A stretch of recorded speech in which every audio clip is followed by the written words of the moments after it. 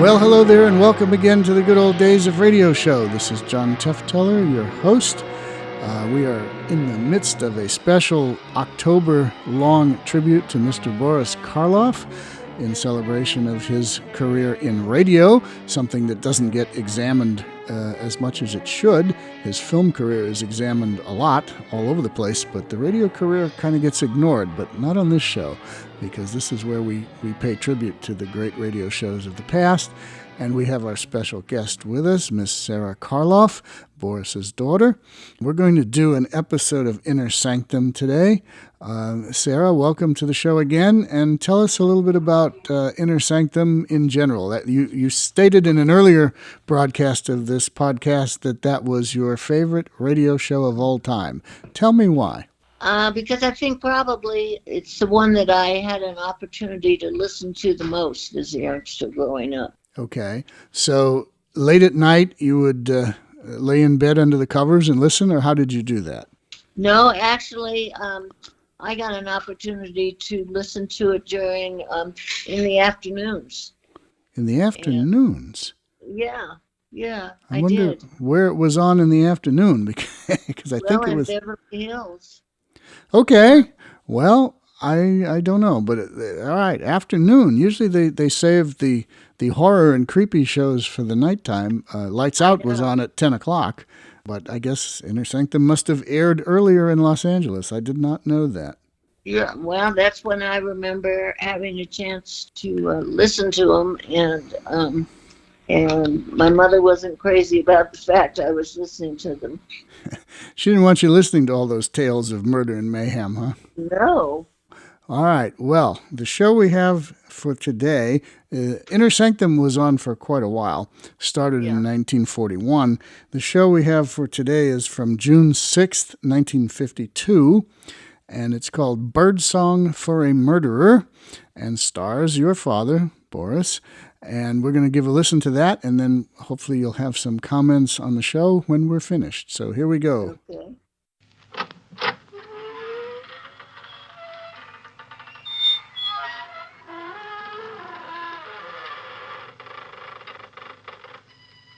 Good evening, friends of the creaking door. This is your host to welcome you into the Inner Sanctum once again. Come in. Our little place may not be a mansion, but it has its advantages. For one thing, it's thoroughly scare condition.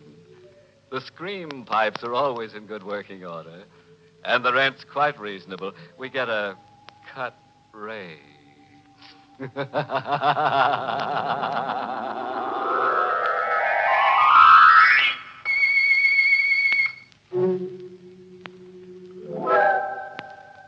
Well, you've had your warning.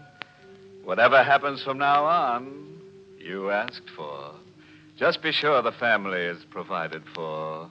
And now to our happy little anecdote for tonight. Birdsong for a Murderer.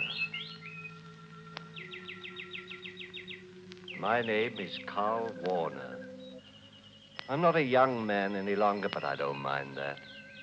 I wasn't very happy when I was young. Now, well, at least I'm not unhappy.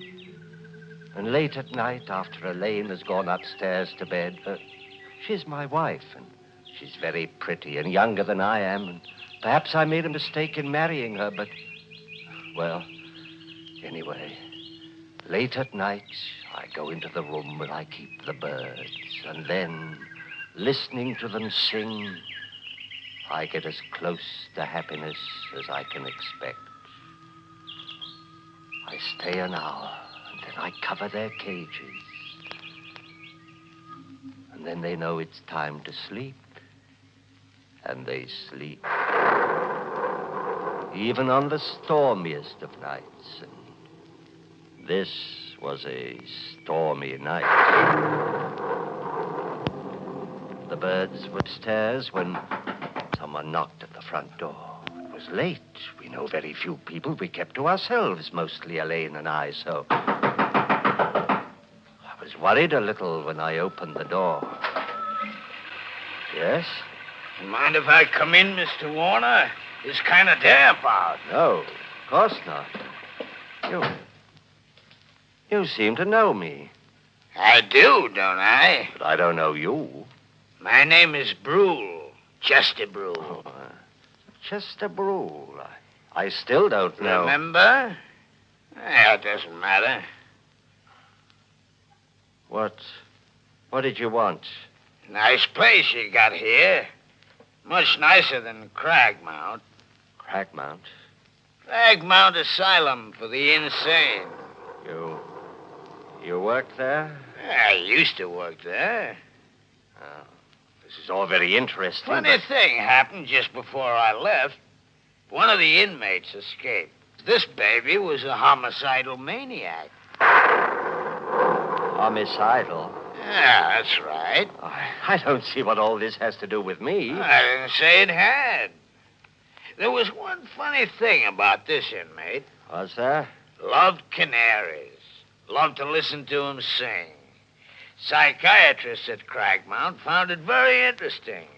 Birdsong was the only thing that kept the murderous impulses down. Mr. Warner, I'm out of work. That's too bad. You're not doing badly. Nice house, furnishings. Didn't I hear canaries singing before I come into the house? Maybe you did. So, 5,000 in the morning? No. I think yes. Otherwise, Cragmount will be happy to hear from me. 11 Crescent Place, room 2B, in the morning. You can show me to the door now. Of course. Good night, Mr. Warner. Till we meet again. I watched him go out into the blackness, and the blackness swallow him.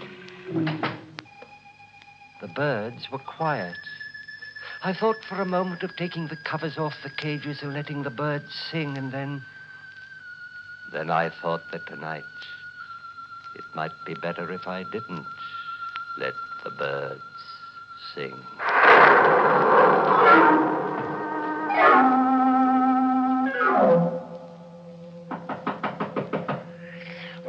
Okay. Who it? Oh, couldn't wait till morning, huh? I didn't expect it. Wait, that knife. No! Ow! I shouldn't have let you. Surprise.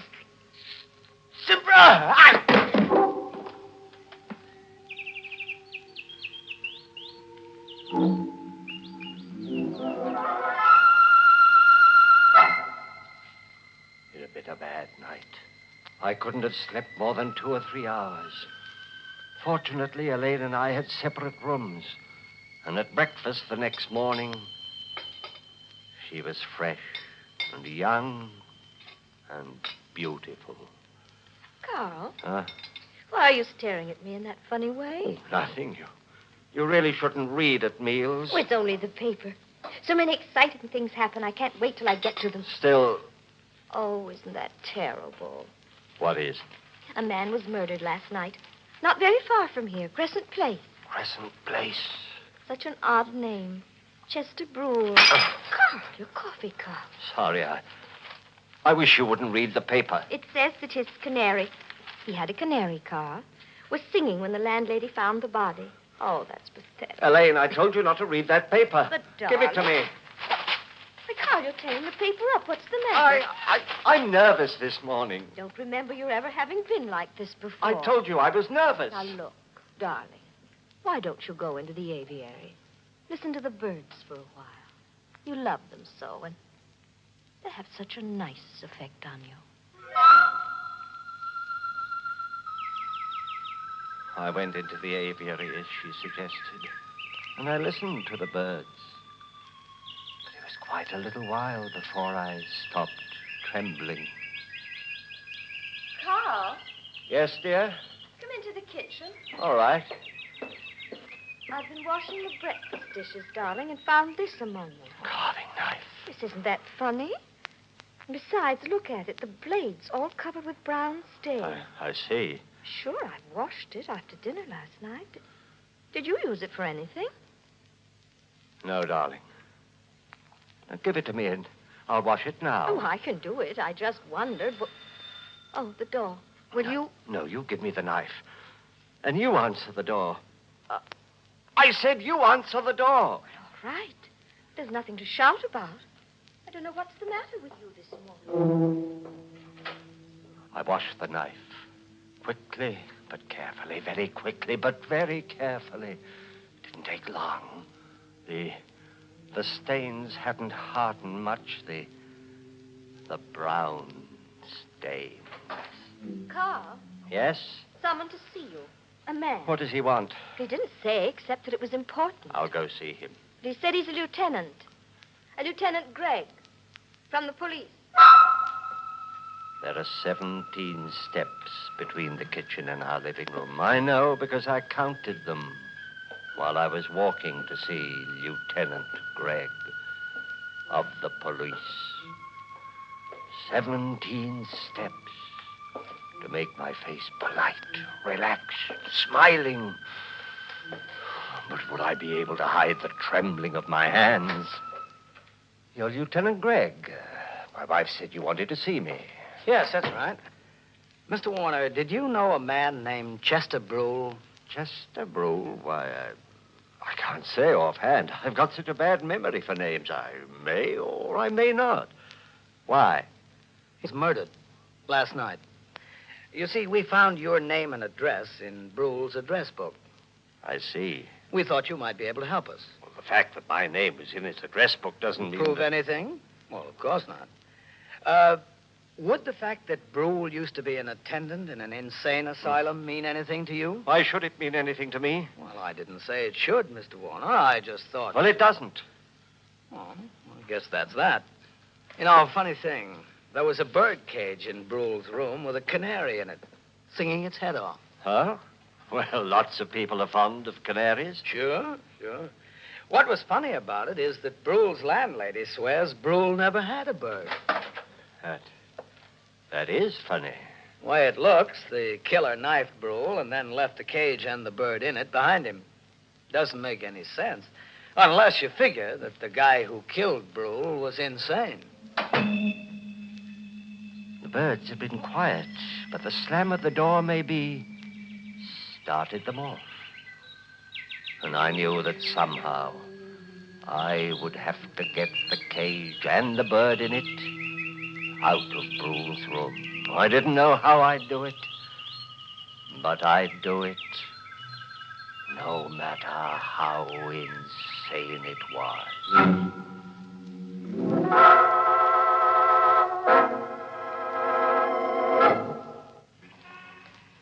It was dark when I got to Crescent Place. Dark on a lonely street. There was no one in front of the house. Nothing to show that a man had died inside the night before with a knife in his throat. The door was open. There was a dim light in the vestibule, leaving the stairs beyond in darkness. I went up them to the second floor. There was no one in the corridor. The door of 2B opened, and I went in. There was no light. The moon cast a pale glimmer over the room, and someone in a chair near the window. For a moment I thought it was Brule, but there was no blood. And then I realized it was a policeman in uniform, asleep. The cage was near the sleeping man. Would his sleep be sound enough?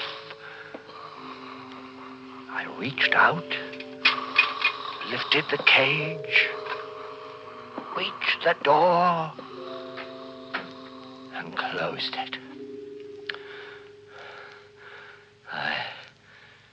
I was safe. Carl? Yes? Oh, I'm so glad you're home. That Lieutenant Gregg is here again. Greg? Where? In the bird room. Why did you take him to the bird room? He asked me to. All right. Oh, Lieutenant Gregg? Oh, hello, Mr. Warner. Quite a collection of canaries you've got here. Yes, I have. Were you home all last night? Of course. This is still about Chester Brule's murder? Mm-hmm. Say, remember my mentioning I thought that the man who'd killed Brule and left the bird cage behind him must be insane? Well, you did say something of the sort. Yeah. And then there's the fact that Brule used to work with insane people. Begins to mesh, huh? Oh, I know very little about police work. I hope I'm not boring you. Anyway, it occurs to me maybe I better take a trip up to Cragmount. I suppose going to asylums or any place else is just part of your job. Oh, sure. Did I mention Cragmount was an asylum? Why, you must have. I mean, Yeah. Well, I'll run up there, and I wouldn't be surprised if I get all the answers. What do you think? I think I'm going to. What is it, Elaine? Well, it's so late, I thought. Oh, I can take a hint, Mrs. Warner. Don't bother showing me to the door. He seems like a very nice man. Carl, stop it. What? That stare. If I didn't know you so well, I'd say you were going mad.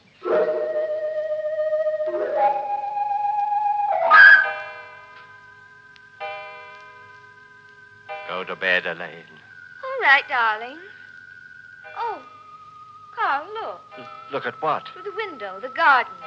Lieutenant Gregg didn't go away. He's down there. Get away from that window. Go to bed. Not going. But he looks as if he's waiting down there for something. For what, Carl? I knew what he was waiting for. I knew I mustn't go to sleep. Things happen when you sleep. Terrible things. But I hadn't slept well the night before. Not well at all. And there'd be the strain of the day. And it was night now, and dark, still. Terribly still.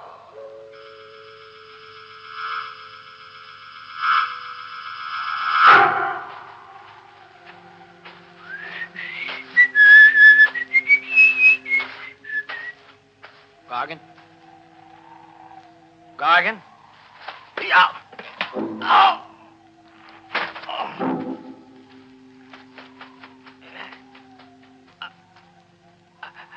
I was right. Was right, only it wasn't Gargan. Oh.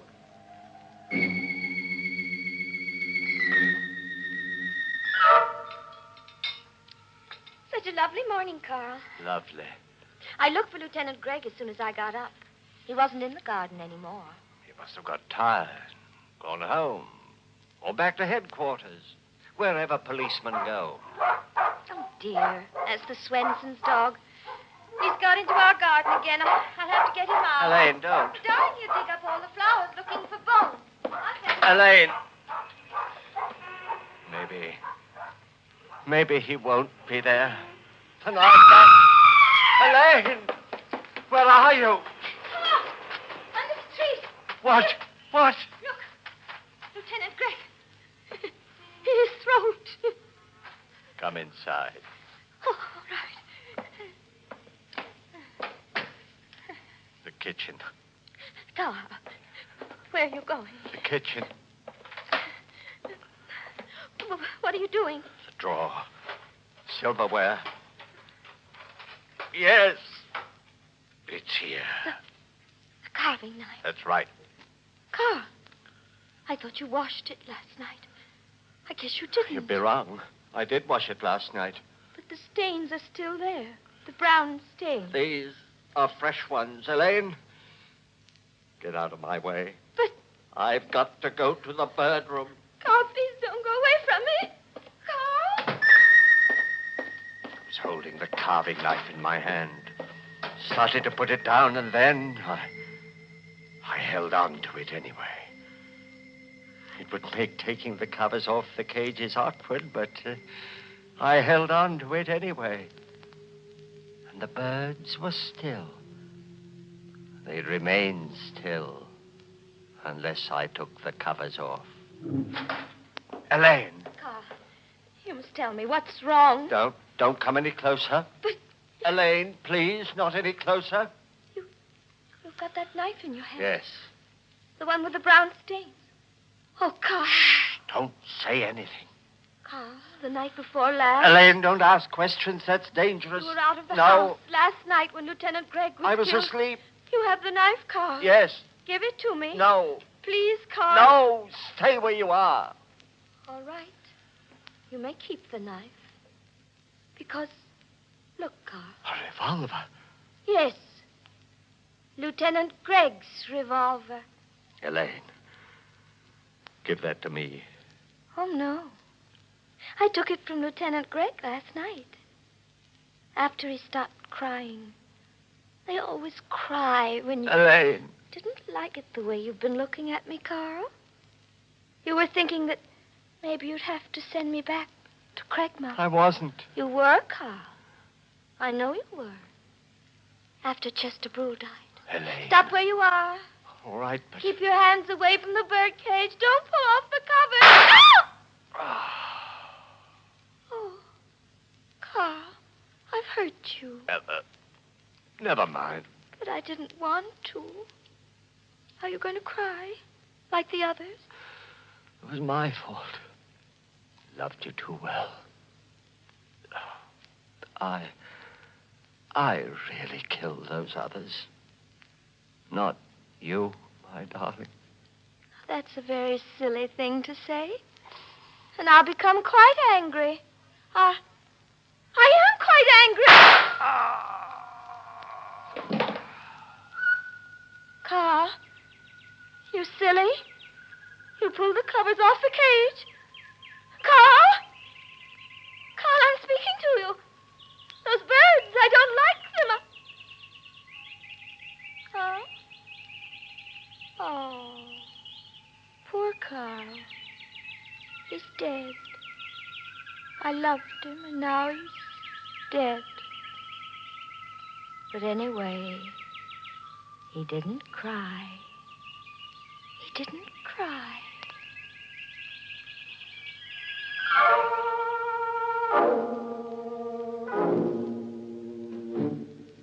Well, there it is. And so sweet. The story of a couple of lovebirds who, instead of billing and cooing, went in for killing and shooting. Of course, it was all little Elaine's idea. All Carl did was cover up. Well, friends, it's time once again to close that creaking door. Until next week at the same time, when we'll be back with a little hunk of horror. You'll be sure to listen, won't you? Until next week, then. Good night. Pleasant dreams.